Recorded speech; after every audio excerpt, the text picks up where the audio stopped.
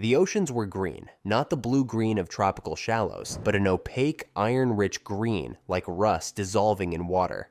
The sky overhead was orange, hazed with methane. No moss grew on the black volcanic rock. No lichen, no soil. The air itself would kill you in seconds. This was Earth 3.5 billion years ago, and the first true continent was rising from the toxic sea. Pangea assembled only 335 million years ago. The first continent came together 10 times earlier, in a world so alien you wouldn't recognize the planet. It was called Vaalbara, and its emergence didn't just create dry land. It started a 3 billion year cycle that has controlled the evolution of every organism that ever lived. The evidence for this ancient landmass sits today on opposite sides of the Indian Ocean, one piece in the deserts of South Africa, the other in the red outback of Western Australia. They contain matching scars from asteroid impacts that happened simultaneously, identical sequences of volcanic rock layers, frozen magnetic compasses pointing in the same direction.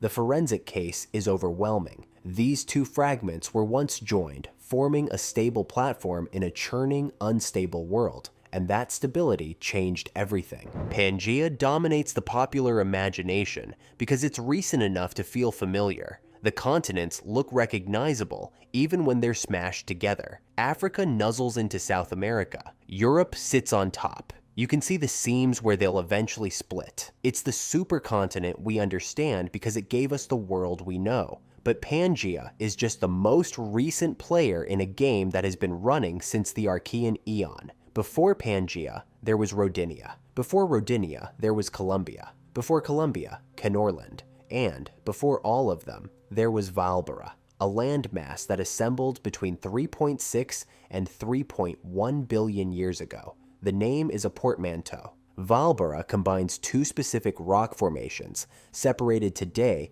by the entire Indian Ocean, the Kopval Craton in South Africa and the Pilbara Craton in Western Australia. These two chunks of ancient crust contain the fingerprints of a continent that predates the dinosaurs by more than 3 billion years. Geologists debate whether to classify Vaalbara as a true supercontinent or merely a supercraton. It was likely smaller than the massive land masses that came later, but the size classification misses the geological significance. Vaalbara was the first landmass stable enough to resist being recycled back into the mantle, the first platform that could support long-term sedimentary basins where life's earliest chemistry could unfold over hundreds of millions of years. The question is how we know this. No map survives from 3 billion years in the past. The rocks have been shuffled, split, buried, uplifted, and scattered across hemispheres. Reconstructing Vaalbara requires forensic geology, matching scars across continents that haven't touched in eons.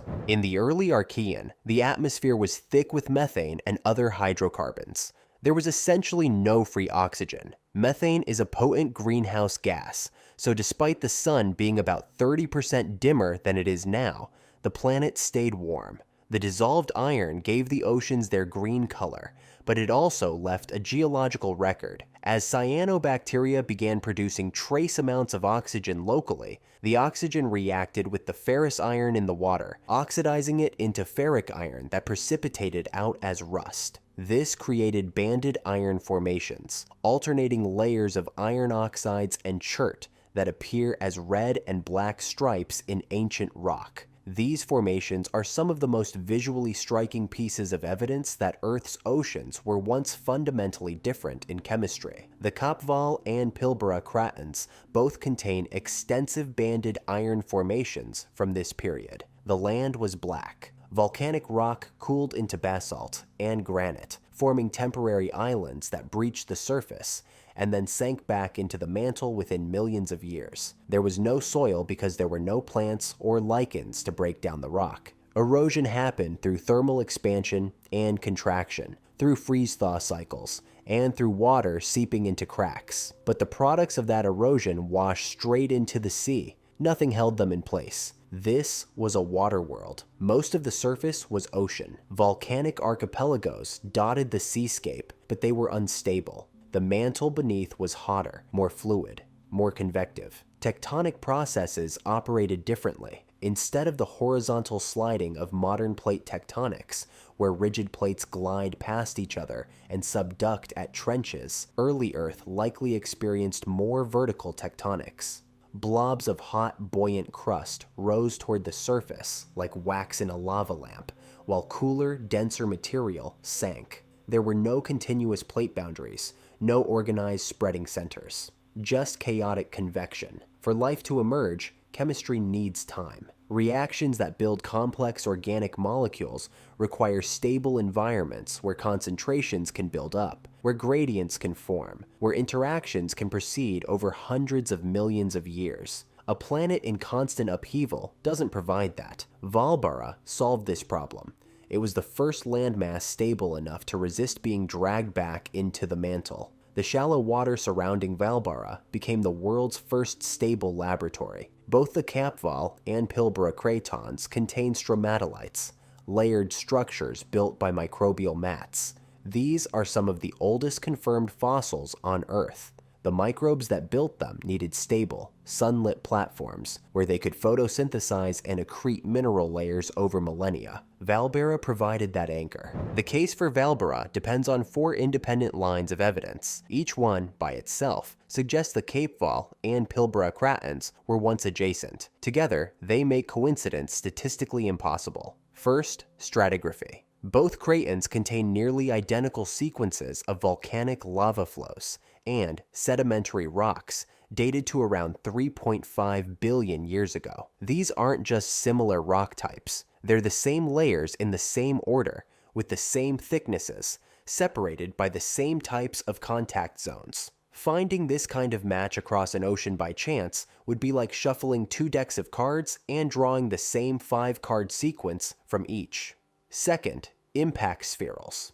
Spherules are tiny glass beads created when an asteroid impact vaporizes rock. The molten droplets cool as they fall back to Earth, forming perfect little spheres. Both the Kapval and Pilbara cratons contain layers of these spherules at the same stratigraphic depth, meaning the impacts happened at the same time. The spherules are chemically identical. A single massive asteroid strike showered both regions simultaneously, which only makes sense if the regions were next to each other. Third, paleomagnetism. When lava cools, iron-bearing minerals like magnetite align with Earth's magnetic field and lock into place like tiny frozen compass needles. By measuring the orientation of these minerals in ancient rocks, geologists can determine the latitude and orientation of the landmass when the rock solidified. Rocks from the Kapval and Pilbara cratons, dated to 2.87 billion years ago,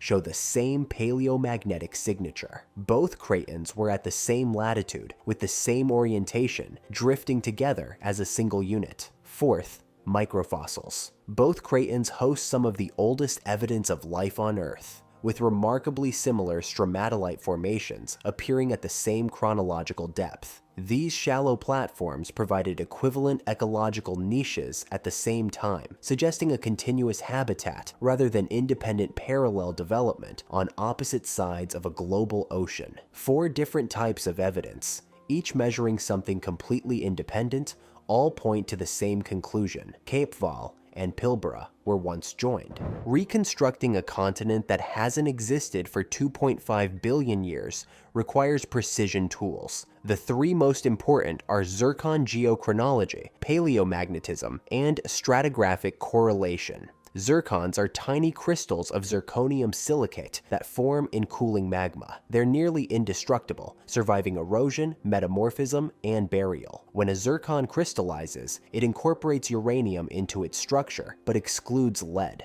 Uranium decays into lead at a fixed, known rate. By measuring the ratio of uranium to lead in a zircon, geologists can calculate the exact moment the crystal formed. The precision is extraordinary, plus or minus 1 million years over a span of 3 billion years. Zircons from the Pilbara and Kapval cratons yield identical crystallization ages. Crystals dated to 3.47 billion years ago appear in both locations. This proves the rocks formed during the same magmatic event, likely from the same mantle plume or volcanic system. Paleomagnetism works because Earth's magnetic field has a predictable geometry. At the equator, magnetic field lines run parallel to the surface. At the poles, they point straight down. When lava cools, magnetite crystals align with the field and freeze in place. By measuring the inclination angle of those frozen compasses, geologists can determine the ancient latitude of the rock.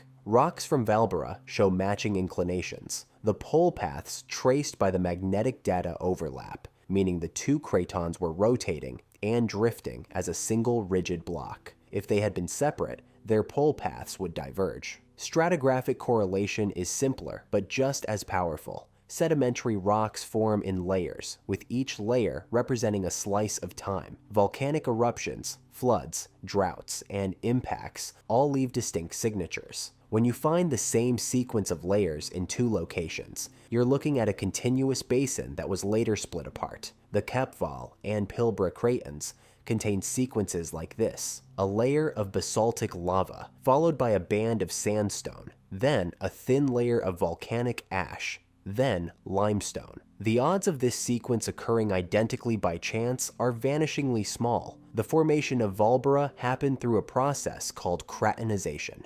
In the early Archean, the mantle was hotter and more convective. Small islands of granitic crust formed in regions where the mantle cooled slightly, allowing the rock to thicken and become buoyant. Granite is less dense than the basaltic rock that makes up most oceanic crust, so these granitic protocontinents floated higher. They were like rafts on a sea of molten rock. These early fragments often contained greenstone belts, folded sequences of volcanic and sedimentary rock that formed in ancient ocean basins. The greenstone belts were sandwiched between blocks of granite, creating a composite crust that was both thick and buoyant. The Kepval and Pilbara blocks were two such composite rafts. Around 3.6 billion years ago, they collided. The collision wasn't a single catastrophic impact, but a slow, grinding convergence that took millions of years. As the two blocks pressed together, the crust between them crumpled and thickened. Magma intruded along the suture zone, welding the fragments into a single unit. The combined craton was thicker than either block had been alone, which made it even more buoyant and even more resistant to being dragged back into the mantle. It was the first piece of Earth's crust stable enough to survive long term. Between 2.7 and 2.5 billion years ago, Vaalbara broke apart. Rift valleys opened, similar to the modern East African rift. The process began with the mantle heating up beneath the craton. Hot rock is buoyant, so it rose, pushing the crust upward and stretching it. Cracks formed. Magma poured out along the cracks, creating basaltic dikes and flood basalts. As the rifting continued, the cracks widened into valleys and eventually into ocean basins. The two cratons were pushed away from each other by the new oceanic crust forming between them. The breakup released massive amounts of volcanic gas into the atmosphere. Carbon dioxide, sulfur dioxide, and water vapor poured out of the rift zones, altering the climate and setting the stage for the next chapter in Earth's history. Vaalbara's breakup didn't end the story. It began a cycle that has repeated for 3 billion years. Continents assemble, drift together into supercontinents, then break apart and scatter. The cycle takes roughly 500 million years to complete. Geologists call it the supercontinent cycle, or the Wilson cycle. Kenorland formed around 2.7 billion years ago, shortly after Vaalbara split. It was assembled from the fragments of Vaalbara and other cratons scattered across the globe. Kenorland's tenure coincided with one of the most important events in Earth's history, the Great Oxidation Event. Cyanobacteria, which had been evolving in the oceans for hundreds of millions of years, began producing oxygen as a waste product of photosynthesis. At first, the oxygen reacted with dissolved iron in the oceans, precipitating out as rust and forming the banded iron formations visible in rocks today. But eventually, the oxygen saturated the oceans and began escaping into the atmosphere. Oxygen is reactive. It destroyed methane, a potent greenhouse gas that had been keeping the planet warm despite the faint young sun. When methane levels collapsed, so did the greenhouse effect. Temperatures plummeted. Ice sheets advanced from the poles, covering more and more of the planet's surface. Ice reflects sunlight, which cools the planet further, which spreads more ice. The feedback loop ran out of control. This was the Huronian glaciation, Earth's first snowball event. The planet may have frozen entirely, with ice reaching the equator. Kenorland became a frozen wasteland. The Ice Age ended when Kenorland broke apart. Rifting released volcanic carbon dioxide, which accumulated in the atmosphere because there were no land plants to absorb it and no weathering to draw it down quickly. The CO2 rebuilt the greenhouse effect, and the ice melted. Columbia, also called Nuna, assembled around 1.6 billion years ago. It was enormous, stretching 12,900 kilometers from north to south and containing nearly all of Earth's continental cores. Laurentia, Baltica, Siberia, and Amazonia. To put that in perspective, the distance from the North Pole to the South Pole today is about 20,000 kilometers. Columbia spanned nearly 2/3 of that distance. Its interior was a dry, barren expanse. With so much landmass clustered together, the center of the continent sat thousands of kilometers from any ocean. Rain rarely penetrated that far inland. The interior became a desert, baked under the Proterozoic sun. There were no plants to stabilize soil, so erosion was extreme. When rain did fall, it carved through the rock and washed enormous sediment loads into the surrounding seas. Rivers cut deep channels. The coastlines were choked with sediment deltas. Life during Columbia's reign was still microscopic. Stromatolites reached their peak diversity, carpeting shallow coastal waters, but nothing lived on land. The continents were sterile. Rodinia assembled around 1.1 billion years ago. It is sometimes called the mother of animals because its breakup set the stage for the evolution of complex life. Rodinia formed near the equator. When it began to break apart around 750 million years ago, the rifting exposed vast amounts of fresh silicate rock. Rainwater reacts with silicate rock through chemical weathering, consuming carbon dioxide. The weathering of Rodinia's rift zones pulled enormous amounts of CO2 out of the atmosphere. The greenhouse effect collapsed again. Ice advanced. This time, the glaciation was even more extreme than the Huronian event. The Cryogenian period, lasting from 720 to 635 million years ago, saw ice advance to the equator and possibly cover the entire planet. When the ice finally melted, the rebound was dramatic. Glaciers grind up rock across entire continents, pulverizing minerals and releasing nutrients like phosphorus. When the ice melted, these nutrients flooded into the oceans. The nutrient spike fueled an explosion of algae, which fed the first complex multicellular organisms. The Ediacaran biota appeared, soft-bodied creatures with strange quilted body plans. Some looked like fronds anchored to the seafloor. Others were flat, disc-shaped organisms that may have absorbed nutrients directly through their skin. They were the first animals large enough to see with the naked eye, and they were unlike anything that exists today. Pangea assembled around 335 million years ago. It's the supercontinent most people recognize because it's recent enough that the continents still look familiar. Pangea's formation dry-docked the amphibians, which needed access to water for reproduction. Reptiles, which laid amniotic eggs that didn't require water, thrived. The synapsids and sauropsids radiated across the interior, eventually giving rise to the dinosaurs. Pangea broke apart starting around 175 million years ago. The Atlantic Ocean opened. The continents drifted to their current positions. The supercontinent cycle isn't just a geological curiosity. It's a biological control system. Moving continents dictate which evolutionary experiments are possible and which are terminated. When continents are dispersed, the total length of the coastline is high. Long coastlines mean vast areas of shallow continental shelf, the sunlit, nutrient-rich zones where most marine life thrives. Biodiversity explodes. When continents collide into a supercontinent, coastlines are destroyed. The edges suture together, uplifting into mountain ranges. Continental shelves vanish. Marine habitat collapses. Species that depended on shallow water go extinct. Supercontinent assembly correlates with mass extinctions, not because of asteroids or volcanoes, but because the playing field shrinks. Continental breakup isolates populations.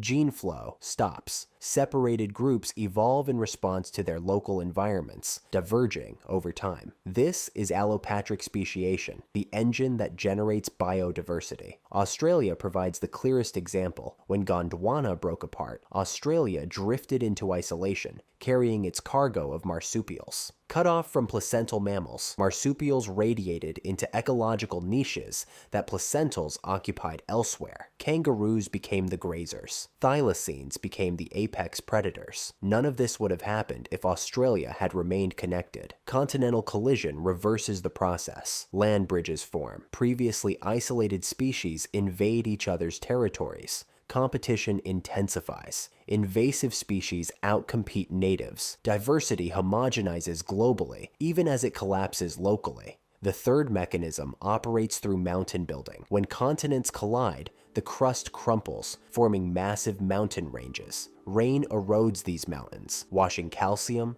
iron, and phosphorus into rivers and eventually into the oceans. Phosphorus is the limiting nutrient for most marine ecosystems. Unlike carbon or nitrogen, which can be extracted from the atmosphere, phosphorus comes only from weathered rock. An influx of phosphorus triggers algal blooms. Algae feed zooplankton. Zooplankton feeds small fish. Small fish feed large fish. The entire food web responds. More food drives the evolution of larger body sizes, more complex feeding strategies, and better predator-prey adaptations. Arms races accelerate. A fourth factor operates through climate. Supercontinents alter Earth's albedo, the amount of sunlight the planet reflects into space. When continents cluster near the poles, ice sheets can expand across vast land areas. Ice is highly reflective, bouncing sunlight back into space and cooling the planet further. This is why both Kenorland and Rodinia triggered snowball Earth events. Conversely, when a supercontinent sits near the equator, as Rodinia did during its formation, the dark land absorbs heat, warming the planet. The positioning of land masses acts as a thermostat, dialing global temperatures up or down. Rodinia's breakup demonstrates all four mechanisms working together. The fragmentation created new coastlines, expanding shallow water habitat. It isolated populations across widening ocean basins, enabling speciation. The glacial grinding released a massive pulse of nutrients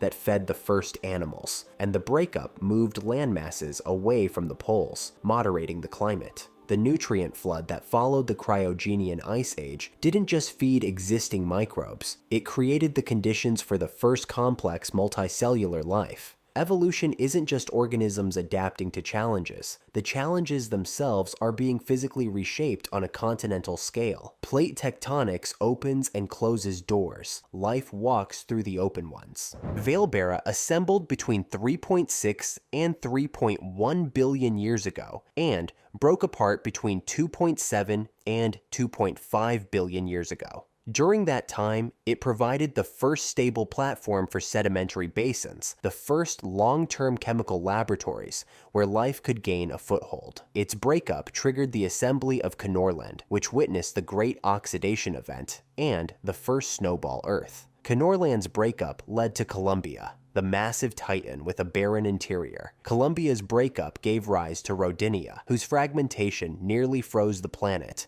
but flooded the oceans with nutrients that fueled the first animals. Rodinia's fragments eventually coalesced into Pangea, which set the stage for the dinosaurs. The cycle that began with Vaalbara is still running. Africa is splitting along the East African Rift. The Atlantic continues to widen. In 250 million years, the continents will collide again, forming a new supercontinent. Some geologists call it Pangea Ultima, others call it Amasia. The new supercontinent will trigger the same effects as the old ones. Coastlines will shrink, shelf habitats will collapse, species will go extinct, mountains will rise, nutrients will wash into the seas. The continents will eventually break apart again, isolating populations and opening new evolutionary space. We exist in one phase of one cycle. Human civilization has unfolded entirely during a period of continental dispersal when shelf space is high and climates are moderate. We've never experienced a supercontinent world. Our entire species history is a rounding error in geological time. The rocks remember. The Kapval Craton in South Africa and the Pilbara Craton in Western Australia still carry the fingerprints of a world that vanished before the dinosaurs, before the first fish, before the first plants. They were once part of the first stable continent, rising from a green ocean under an orange sky, beginning a cycle that has shaped every living thing that has ever existed.